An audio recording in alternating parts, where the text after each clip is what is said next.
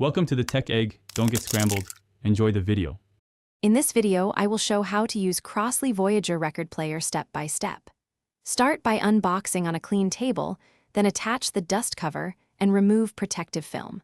Connect the power cord and optional RCA cables to your amplifier or powered speakers. Lift the tone arm gently, align the cartridge over the platter, and practice lowering it with the Q lever until you feel comfortable handling records.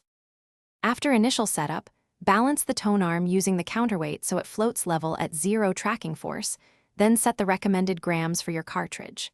Select the correct speed, 33 or 45 RPM, and let the platter reach stable rotation before dropping the needle. Use the Q lever to lower the stylus smoothly to avoid popping, and monitor playback for distortion that signals tracking or alignment issues needing adjustment. Hey friends, if you're finding this helpful, please subscribe and like.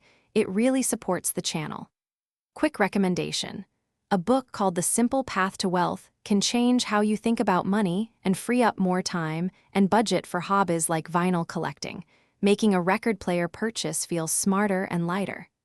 Check the description for the link and other deals. Now let's get back to the video. Play records by gently lifting the tone arm, positioning the stylus at the leading groove, and lowering with the Q lever for smooth engagement. Keep the stylus and records clean with a brush and occasional deep wash to preserve sound quality and prevent groove damage. Perform simple maintenance like checking belt tension and dust cover condition, and always turn off and unplug the player before making adjustments for safety and longevity. Thanks for watching. Consider subscribing if I helped unscramble your problems.